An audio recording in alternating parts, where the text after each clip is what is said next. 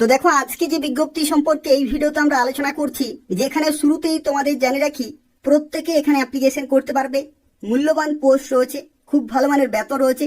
তো সেক্ষেত্রে শিক্ষাগত যোগ্যতা যদি থাকে তাহলে অবশ্যই এখানে অ্যাপ্লিকেশন করে দেবে।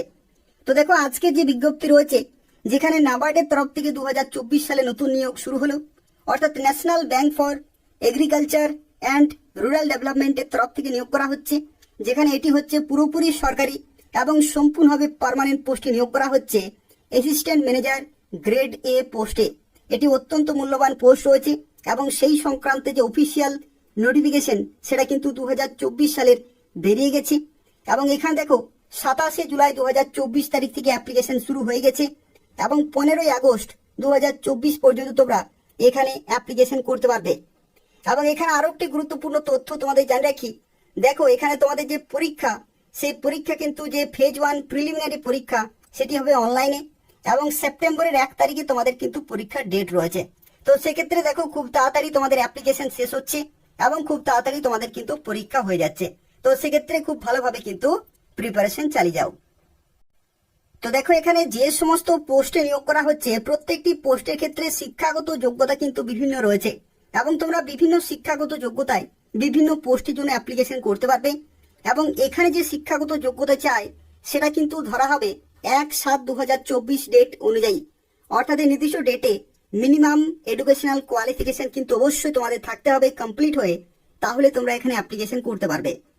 এবং দেখো এখানে যে সমস্ত পোস্টে নিয়োগ করা হচ্ছে তার মধ্যে প্রথম পোস্টের ক্ষেত্রে তোমরা ম্যাক্সিমাম ক্যাটাগরিতে অ্যাপ্লিকেশন করতে পারবে। দেখো assistant manager grade a general ক্যাটাগরিতে নিয়োগ করা হচ্ছে এবং এই ক্যাটাগরির ক্ষেত্রে তোমরা প্রত্যেকে অ্যাপ্লিকেশন করতে পারবে। তার কারণ হচ্ছে দেখো এখানে শিক্ষাগত যোগ্যতা বলা হয়েছে bachelor degree in any subject, অর্থাৎ যে কোনো সাবজেক্টে বা যে কোনো শাখা থেকে যদি তুমি গ্রাজুয়েশন করে থাকো এবং তার সাথে এখানে অবশ্যই কিন্তু তোমাদের 60% নম্বর থাকতে হবে।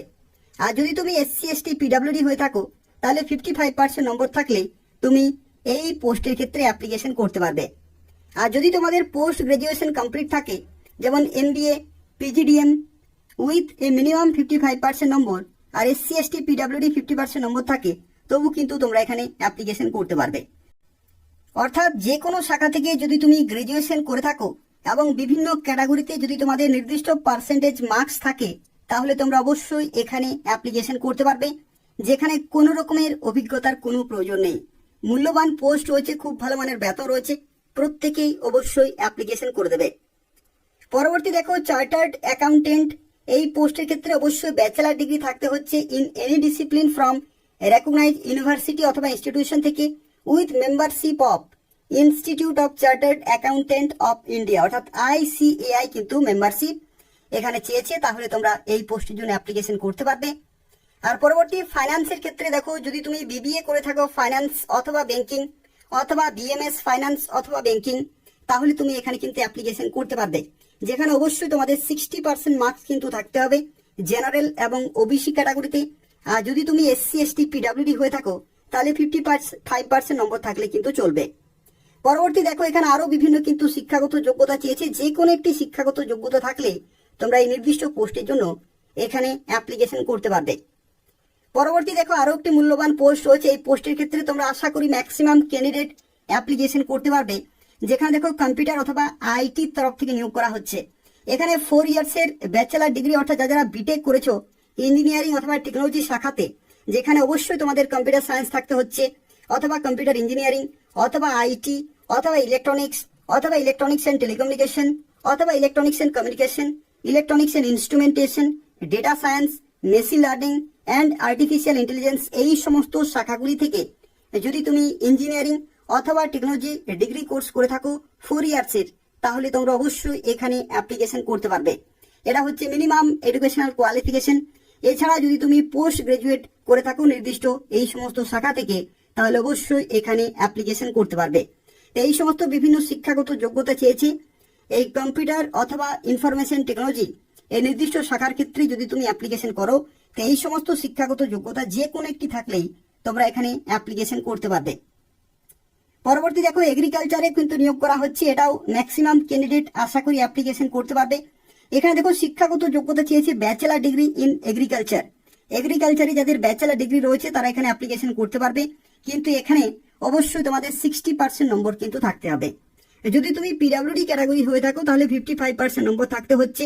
আর এই শিক্ষাগত যোগ্যতা যদি না থাকে তাহলে দেখো বলা হচ্ছে 2 ইয়ার্সের full time postgraduate degree in এগ্রিকালচারে, যেমন সয়েল সায়েন্সে রয়েছে, এগ্রোনমি রয়েছে, এই যে কোনো একটিতে যদি তোমাদের এখানে পোস্ট গ্রাজুয়েট ডিগ্রি থাকে 2 ইয়ার্সের, তবু তোমরা এখানে অ্যাপ্লিকেশন করতে পারবে। অর্থাৎ দেখো এখানে এগ্রিকালচার রিলেটেড যদি তোমাদের ব্যাচেলার ডিগ্রি থাকে অথবা যদি তুমি পোস্ট গ্রাজুয়েট ডিগ্রি করে থাকো তবু এখানে অ্যাপ্লিকেশন করতে পারবে।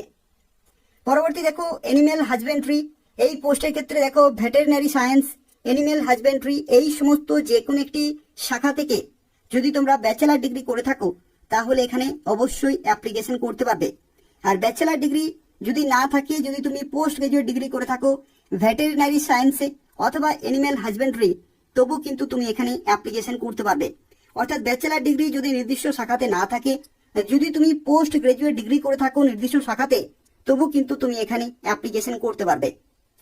পরবর্তী দেখো ফিশারিজ তরফ থেকে নিয়োগ করা হচ্ছে, এখানে ব্যাচেলার ডিগ্রি কিন্তু রয়েছে ফিশারি সায়েন্সে, তাহলে তুমি এখানে অ্যাপ্লিকেশন করতে পারবে। অথবা যদি তুমি পোস্ট গ্রাজুয়েট করে থাকো ফিশারি সায়েন্সে, তবু এখানে অ্যাপ্লিকেশন করতে পারবে। একই রকম ভাবে ফুড প্রসেসিং এ দেখো এখানে ফুড প্রসেসিং অথবা ফুড টেকনোলজি অথবা ডেয়ারি টেকনোলজি, এই সমস্ত শাখাগুলি থেকে যদি তুমি ব্যাচেলার ডিগ্রি অথবা পোস্ট গ্রাজুয়েট ডিগ্রি করে থাকো তাহলে এখানে অ্যাপ্লিকেশন করতে পারবে। এছাড়া দেখো আরো বিভিন্ন শিক্ষাগত যোগ্যতা এখানে কিন্তু চেয়েছে, যেখানে ফরেস্ট্রিতে যদি তুমি অ্যাপ্লিকেশন করো তো সেক্ষেত্রে ব্যাচেলার ডিগ্রি অথবা পোস্ট গ্রাজুয়েট ডিগ্রি যদি তোমাদের থাকে ফরেস্ট্রিতে, তাহলে তুমি এখানে অ্যাপ্লিকেশন করতে পারবে। একই রকম ভাবে প্লান্টেশন অথবা হর্টিকালচারের ক্ষেত্রেও দেখো ব্যাচেলার ডিগ্রি অথবা পোস্ট গ্রাজুয়েট ডিগ্রি যদি থাকে তাহলে এখানে অ্যাপ্লিকেশন করতে পারবে। একই রকম ভাবে দেখো জিও ইনফরমেটিক্স রয়েছে, ডেভেলপমেন্ট ম্যানেজমেন্ট রয়েছে, যেখানে বিভিন্ন শাখা এখানে কিন্তু রয়েছে। যে কোনো একটি শাখা থেকে যদি তোমাদের ব্যাচেলার ডিগ্রি অথবা পোস্ট গ্রাজুয়েট ডিগ্রি থাকে তাহলে তোমরা প্রত্যেকেই অ্যাপ্লিকেশন করতে পারবে। একই রকম ভাবে এখানে দেখো স্ট্যাটিস্টিক্স চেয়েছে, স্ট্যাটিস্টিক্স অথবা ম্যাথমেটিক্যাল স্ট্যাটিস্টিক্স, ম্যাথমেটিক্যাল ইকোনমিক্স, এই সমস্ত দেখো বিভিন্ন কিন্তু সাবজেক্ট এখানে রয়েছে। যে কোনো একটি সাবজেক্ট থেকে যদি তোমাদের ব্যাচেলার ডিগ্রি থাকে তাহলে অবশ্যই এখানে অ্যাপ্লিকেশন করতে পারবে। এছাড়াও দেখো বিভিন্ন ইঞ্জিনিয়ারিং এর কিন্তু শাখা রয়েছে, যেমন সিভিল থেকে যারা করেছো ব্যাচেলার ডিগ্রি বিটেক যারা করেছো তারা কিন্তু এখানে অ্যাপ্লিকেশন করতে পারবে। মিনিমাম কোয়ালিফিকেশন হচ্ছে এখানে বিটেক। এছাড়া যদি তুমি পোস্ট গ্রাজুয়েট ডিগ্রি করে থাকো সিভিল ইঞ্জিনিয়ারিং এ, তবু এখানে অবশ্যই অ্যাপ্লিকেশন করতে পারবে।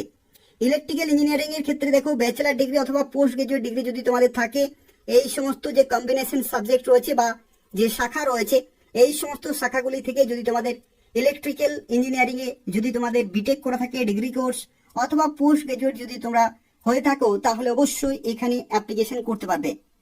একই রকম ভাবে এনভায়রনমেন্টাল ইঞ্জিনিয়ারিং অথবা সায়েন্সে হিউম্যান রিসোর্স ম্যানেজমেন্ট, দেখো বিভিন্ন এখানে সাবজেক্ট রয়েছে। যে কোনো একটি সাবজেক্ট থেকে যদি তোমাদের ব্যাচেলার ডিগ্রি অথবা পোস্ট গ্রাজুয়েট ডিগ্রি থাকে তাহলে তোমরা এখানে অ্যাপ্লিকেশন করতে পারবে। অর্থাৎ দেখো বিভিন্ন শাখা থেকে তোমরা অ্যাপ্লিকেশন করতে পারবে বিভিন্ন শিক্ষাগত যোগ্যতায়, এবং যতগুলি পোস্ট রয়েছে প্রত্যেকটি পোস্টে হচ্ছে পার্মানেন্ট এবং অত্যন্ত ভালো মানের বেতনে এখানে কিন্তু তোমরা চাকরি পেতে পারো।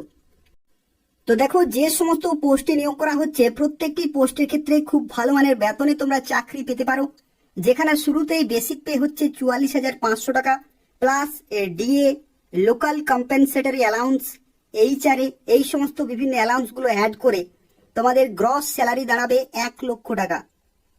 1 লক্ষ টাকা হচ্ছে গ্রস স্যালারি। তো সেক্ষেত্রে খুব ভালো মানের কিন্তু বেতন রয়েছে এবং যেখানে কোনো রকমের অভিজ্ঞতার কোনো প্রয়োজন নেই। যদি তুমি যে কোনো শাখা থেকে গ্রাজুয়েশন করে থাকো তাহলে এখানে অ্যাপ্লিকেশন করতে পারবে, অথবা যদি তুমি বিভিন্ন ব্যাচেলার ডিগ্রি করে থাকো অথবা পোস্ট গ্রাজুয়েট ডিগ্রি করে থাকো বিভিন্ন শাখা থেকে, তবু তোমরা কিন্তু এখানে অ্যাপ্লিকেশন করতে পারবে। তো সেক্ষেত্রে যাদের শিক্ষাগত যোগ্যতা রয়েছে তারা প্রত্যেকেই অবশ্যই এখানে অ্যাপ্লিকেশন করে দেবে।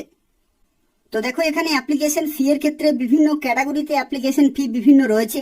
যদি তুমি এসসি এসটি পিডাব্লিউডি ক্যাটাগরি হয়ে থাকো তাহলে টোটাল তোমাদেরকে 150 টাকা পেমেন্ট করতে হবে।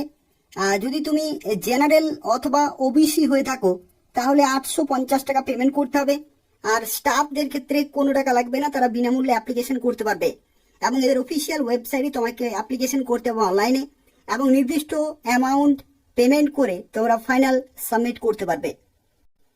তো দেখো এখানে সিলেকশন প্রসেসের মধ্যে তোমাদের জানিয়ে রাখি, এখানে প্রথমে তোমাদের প্রিলিমিনারি পরীক্ষা হবে এবং সেই পরীক্ষাতে যারা কোয়ালিফাই করবে তাদেরকে ডাকা হবে মেন পরীক্ষাতে। অর্থাৎ প্রথমে পরীক্ষা হয়ে যাওয়ার পরে তোমাদের আরো একটি পরীক্ষা হবে, দ্বিতীয় পরীক্ষা, এবং তারপরে তোমাদের কিন্তু হবে ইন্টারভিউ। তো সেক্ষেত্রে বলে রাখি টোটাল 3টি ধাপ রয়েছে। 3টি ধাপে যারা কোয়ালিফাই করবে তারা ফাইনালি এই গুরুত্বপূর্ণ পোস্টে চাকরি পেতে পারো। এবং বিভিন্ন পোস্টের ক্ষেত্রে সিলেকশন প্রসেস কিন্তু বিভিন্ন রয়েছে। অর্থাৎ তুমি কোন শিক্ষাগত যোগ্যতায় কোন পোস্টের জন্য অ্যাপ্লিকেশন করছো সেই পোস্ট ওয়াইজ নির্দিষ্ট সাবজেক্ট রয়েছে, সেই সমস্ত সাবজেক্ট ওয়াইজ তোমাদের কিন্তু পরীক্ষা হবে। তো সেক্ষেত্রে যারা প্রিপারেশন নিতে চাইছো, এই ভিডিওর ডেসক্রিপশন বক্সে আমি পুরো সিলেকশন প্রসেস এবং সিলেবাস শেয়ার করে দিয়েছি। সেখান থেকে তোমরা প্রত্যেকটি পোস্ট ওয়াইজ চেক করতে পারবে এবং সেভাবে প্রিপারেশন চালিয়ে যেতে হবে। তো এই হচ্ছে আজকের একটি গুরুত্বপূর্ণ বিজ্ঞপ্তি। যারা ভিডিও দেখলে অবশ্যই লাইক করে দেবে, শেয়ার করে দেবে এবং তার পাশাপাশি এই ধরনের নিয়মিত চাকরি বিজ্ঞপ্তিগুলি পাওয়ার জন্য অবশ্যই চ্যানেলটি সাবস্ক্রাইব করে রাখো। ধন্যবাদ।